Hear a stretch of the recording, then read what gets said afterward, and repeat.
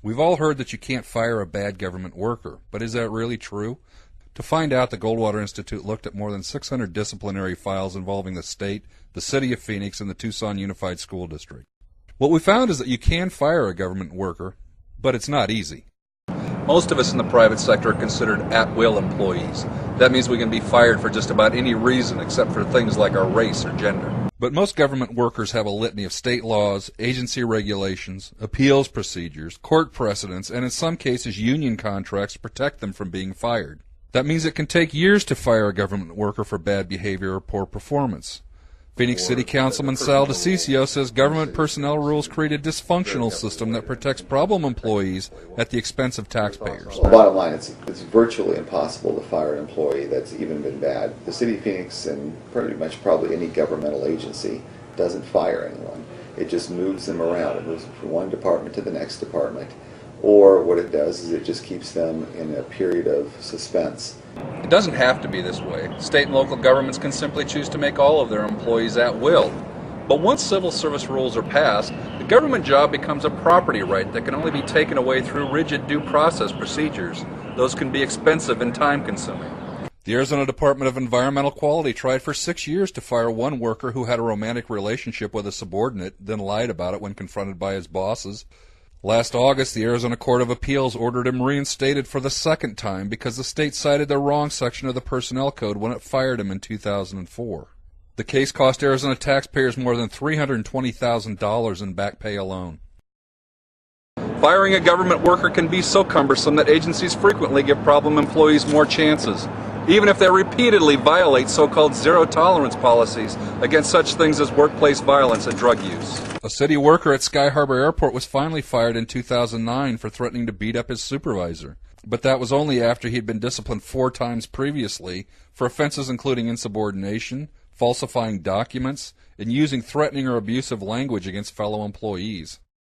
Some agencies put off making tough personnel decisions by placing a troublesome worker on administrative leave.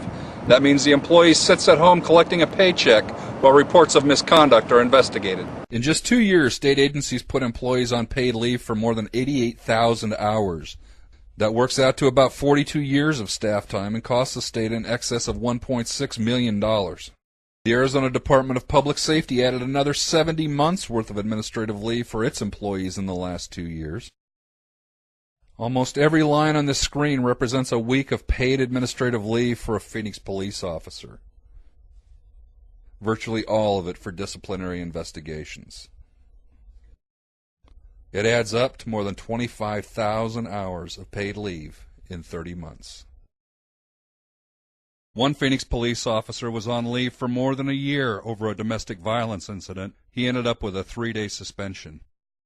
Phoenix police spokesman Trent Crump says putting officers accused of wrongdoing on paid leave is often unavoidable. If an officer is accused of a crime, administrative leave is a way to make sure no criminal cases are jeopardized, either his own or others he may work on. We fully understand that when we place somebody on admin leave, that we are paying a salary, and for the most part the employee is not a productive member of the city of Phoenix at that time. And when we do it, we take all things into consideration before we do it. And it is our responsibility to make sure that they are on that paid status, not performing job duties as short amount of time as possible. Dave Cothey, the vice president of the union that represents frontline officers, said having police sitting at home during disciplinary investigations is not just bad for taxpayers. It's bad for the cops whose lives hang in the balance. In the end, we end up with some form of discipline short of termination. So now we've taken this officer, we've tainted him, we've jaded him, we've put him in a situation that he's out for a year, frustrated, not being able to do his job. Basically, you damage them. When you bring them out, they're a damaged employee. Since the Goldwater Institute started asking questions, some agencies have changed the way they handle administrative leave. State Corrections Director Charles Ryan implemented a new policy in response to our inquiries that will require his employees to show up for work during disciplinary investigations. The City of Phoenix is going to start tracking administrative leave for agencies other than just the police department, something the city doesn't do now. To read the Goldwater Institute's report, Undisciplined Bureaucracy, go to www.goldwaterinstitute.org. I'm Mark Flatten.